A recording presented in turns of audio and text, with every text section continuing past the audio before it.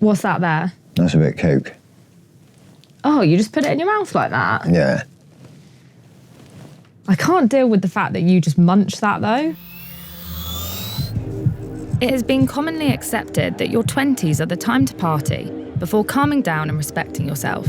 But increasingly, it seems that British people have a different idea. When are you going to stop partying? Well, I bet. Over 3.7 million over 45s go raving once a week in the UK. You party's life, you know what I mean? Rave till the grave. And there has been a 518% increase in over 60s being treated for cocaine-related issues since 10 years ago. As these ravers are getting older, their hearts are getting weaker, and the drugs are getting stronger. Will physiology prove to be the ultimate party pooper? It could just take one hit of cocaine to tip that heart right over the edge. Or have these pioneers unlocked the key to eternal youth?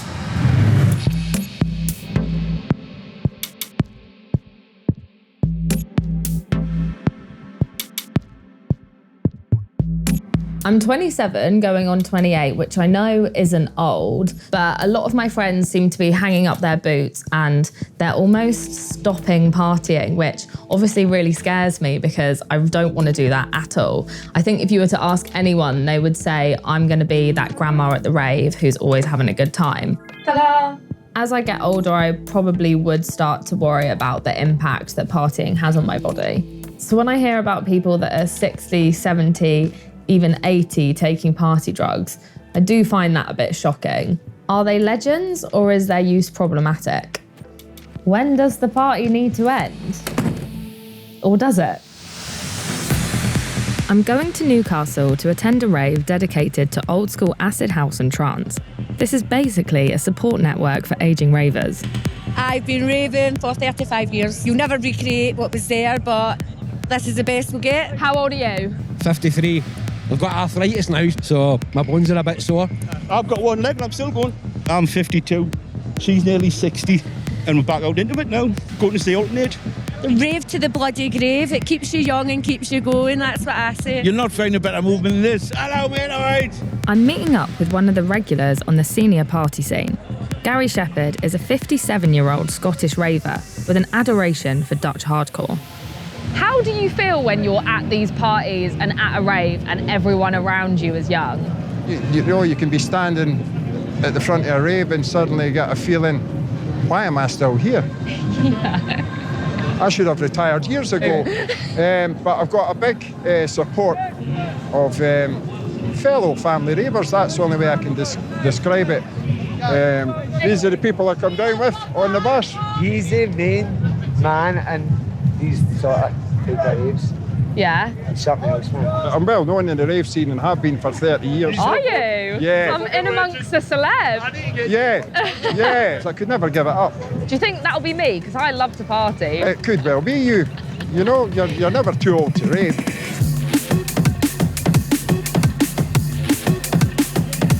Hitting the dance floor, it was amazing to see Gary in his prime.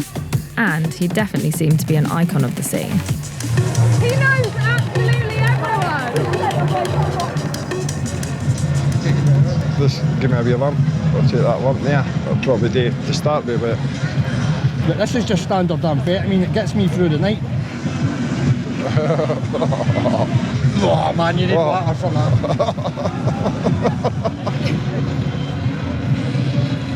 So what was that you just did? That was some speed. Some speed? Out of his bag. Banging Scottish amphetamine. I'll be down the front giving it. It always gives you that energy that you need at a rave. And so tonight you'll be on speed and maybe a ecstasy pill? Yeah, ecstasy later on. When it's always nice taking an ecstasy pill when it starts to get dark. Out in Amsterdam. Best information I've ever had in my life was for Gary at a club one night. Really? Aye, he said that you can always add on, but you can't take off. So Gary is almost a safe drug person? No, he's just respected and looked up to, and you know that if Gary's at the rave, things are all right, eh? Gary, go and have a dance.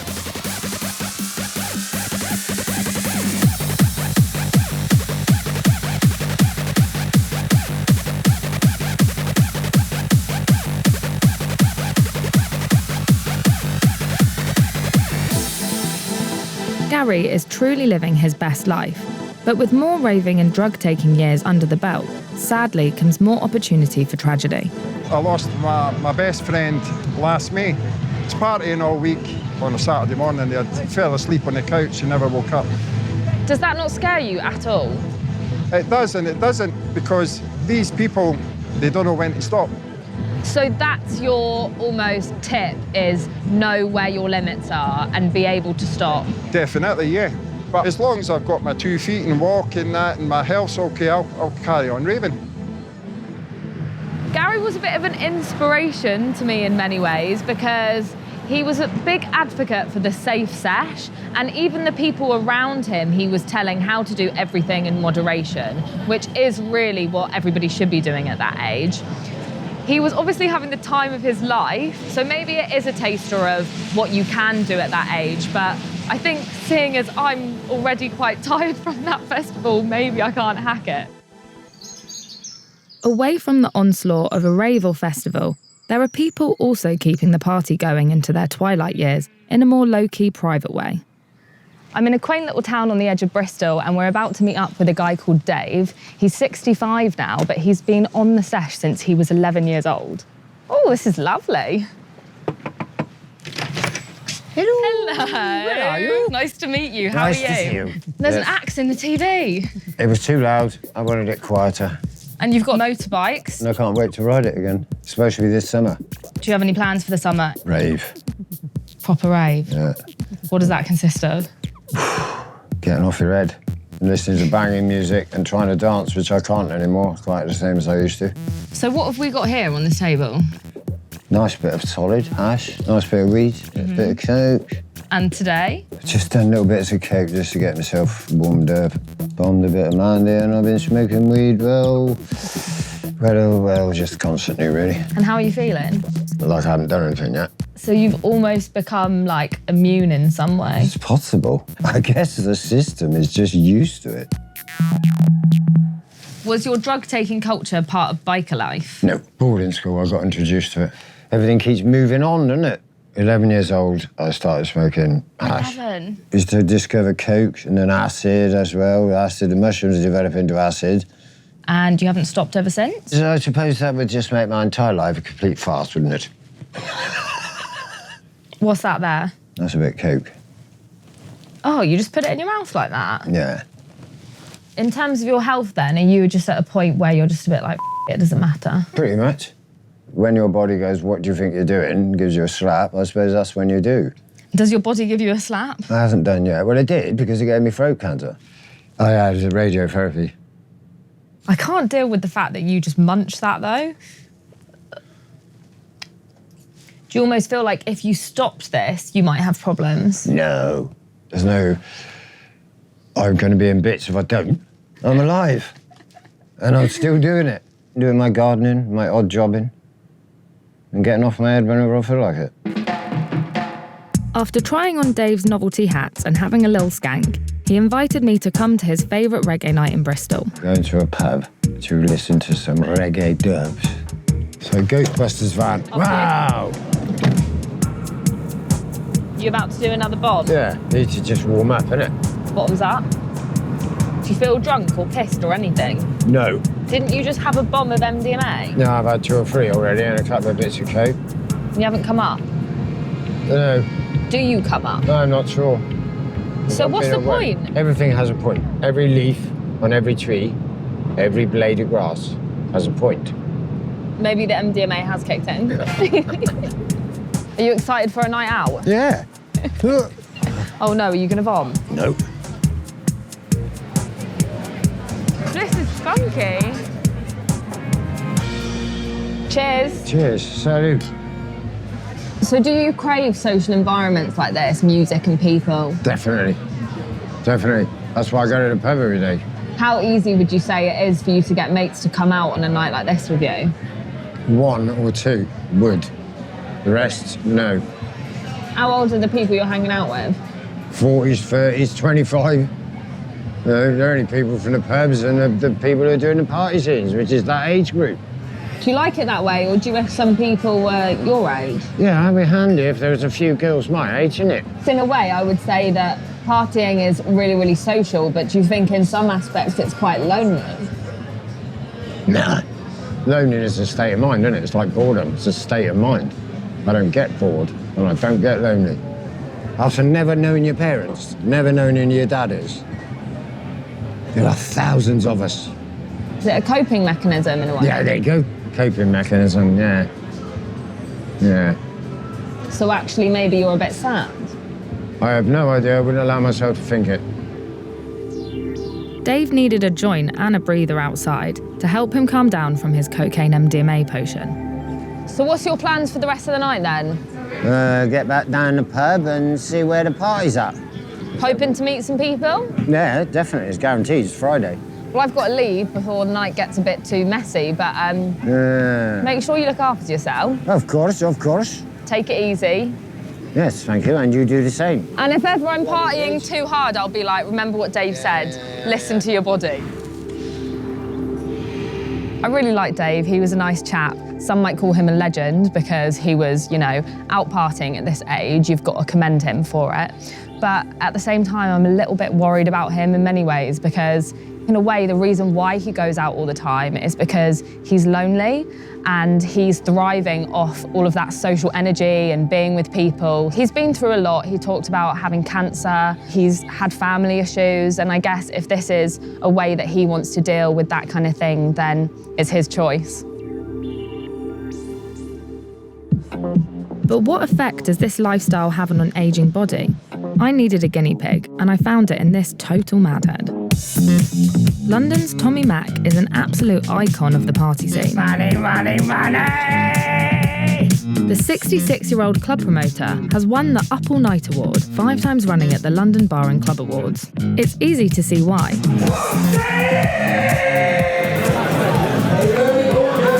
I decided I'm 60 years old, still partying!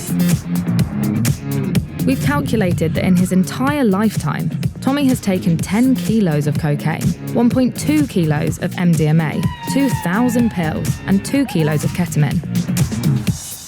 A few emergencies in Tommy's recent life have caused him to book himself a full MOT. A bit nervous, aren't I? Yeah. So we're going to spend the next hour or so chatting about your physical health, your general health, and then hopefully doing some tests and investigations. I think I needed the lifestyle I've led. It might be a bit of a wake-up call for me, so I'm quite pleased coming in today. So what I'm going to just start off by doing is just to ask you a few questions about your concerns that might have led you to book a well-man check like this. I thought when I was out once, it was a complete 4-day bender, and then I couldn't breathe, I was constricting, and I was actually thought I was going to die there and then. So when I went to the hospital, they thought I might have had a mini stroke. That must have been scary. It's very scary, yeah. Does something like that not put you off? Yeah, it does, but then another day comes along, doesn't it? What would be the weekly spend on drugs that you would have? Easy £1,000 a week. Okay. That's a lot. Yeah. What was your go-to drug? What was the one that you... What was my favourite one? Yeah, your favourite. For the madness, is ketamine. Someone gave me one on my birthday that knocks out elephants. And just a little bit like, and I couldn't get out the toilet. I couldn't get out there. They had to carry me out. I was a very, very good athlete, very good runner. When I walk now, it could be like a couple hundred yards. I'll have to have a stop. Do you have to stop? Yeah. How long would you stop for? So I feel good again. I'm addressing the situation now. You know, it's like the heart will say one day I've had enough. And it could happen in your sleep, couldn't it? I've lost a lot of friends in their sleep. The heart just goes. Naturally, I don't want to go like that way. My son just had a new baby and, I've got 6 beautiful grandchildren. And, 6 grandchildren. How many children do you have? 4. 4 children. That's the most important thing. A range of tests were to be aimed at Tommy's organs, the heroes on the front line of his half-century sesh. Okay. Stop there, Tommy. Fantastic. You're right. You've got this. Come on. Now, what's next? Game of Monopoly? For someone who loves Coke and cigarettes as much as Tommy, it was important to do a cardiopulmonary, which examines his heart and lung function. The bondage is coming on now, look. Put a muzzle on it. Doing really well. I know it's getting tough. You're doing really well, my man. That's it. Really Very good. Okay. All right, great job. How do you think that went then? It's a bit of an eye-opener. It's a bit frightening, but at the same time, I need to have it done. So I look forward to the results. You know, I've been the party animal for the last 50 years, so it's time. Things have got to change. Things have got to change, yeah. And what are your plans for the next couple of days? Next couple of days... Be honest. I've been booked into a posh hotel. Okay.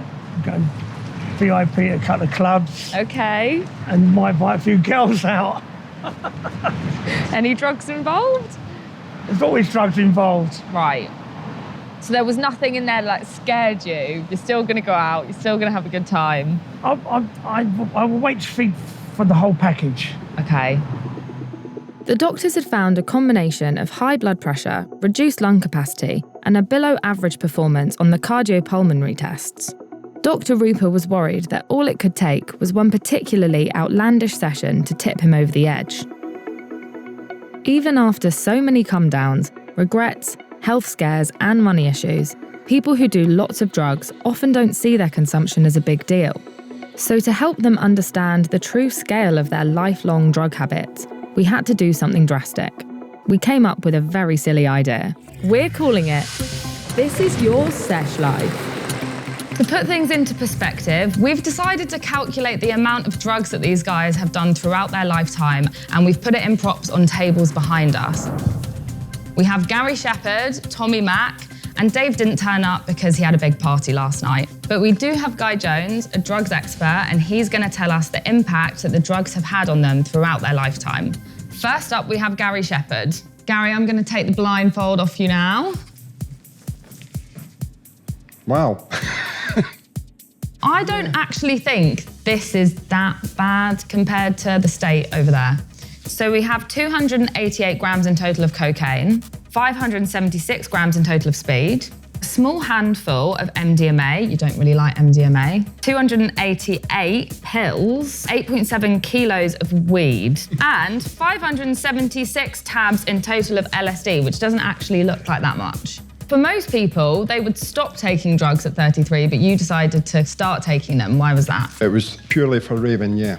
On a table in front of us like this, it looks like a huge amount, but spread over many years, I would say this isn't an insane amount of drug use. One of the interesting things to note is that if you do decide at some point that, okay, you're done with it and you want to move forwards, then as soon as you stop taking those drugs, your body's going to start making a recovery quite quickly. Back in the 90s, one pill would last you all night because they were that strong, yeah. It was called the Love Dove. Tommy was talking about those yesterday. Tommy, can you hear anything?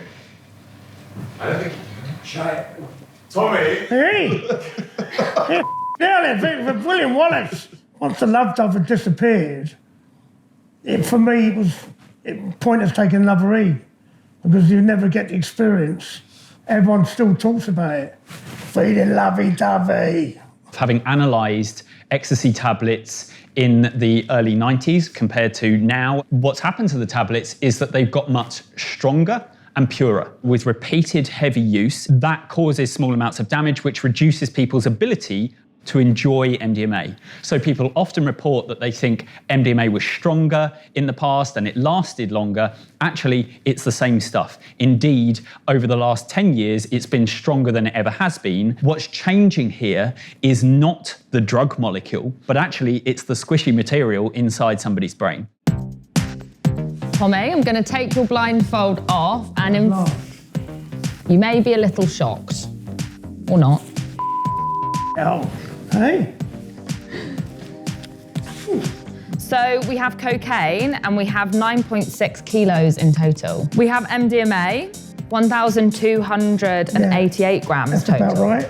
1,944 pills. That's not a lot, is it? Do you not think? No, I don't think so. So then we have LSD, 624 tabs. And I'll tell you how much ketamine is in there. It's 2,064 grams.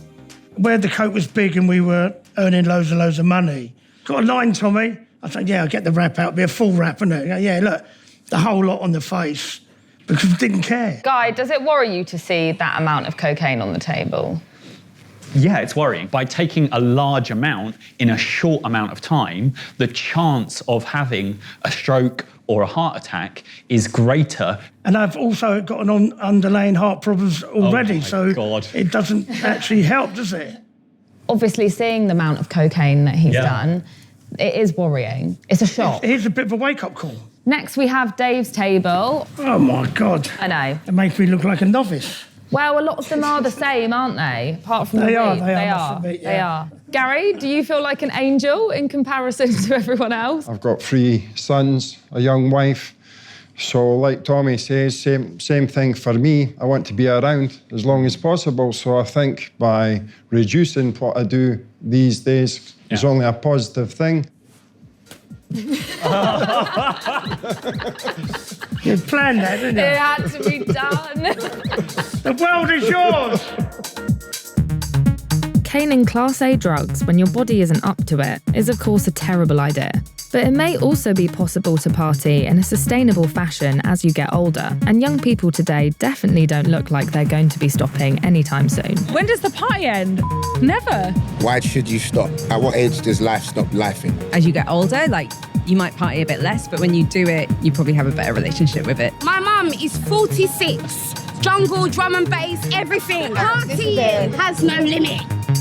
But regardless of what society thinks, our bodies may prove to be the limiting factor in this eternal chemical youth. For now, as long as possible, I guess. When I find it difficult to get to the party and leave the party. So literally when you can't physically get there? Yeah, that makes the most sense. You won't go? Yeah. I know that I have many years left in the tank, but when my body finally tells me to stop, I will listen. But I'll always keep one foot in the rave, even if it needs a Zimmer frame to get there. At what age do you think you should give up partying? Never. Never!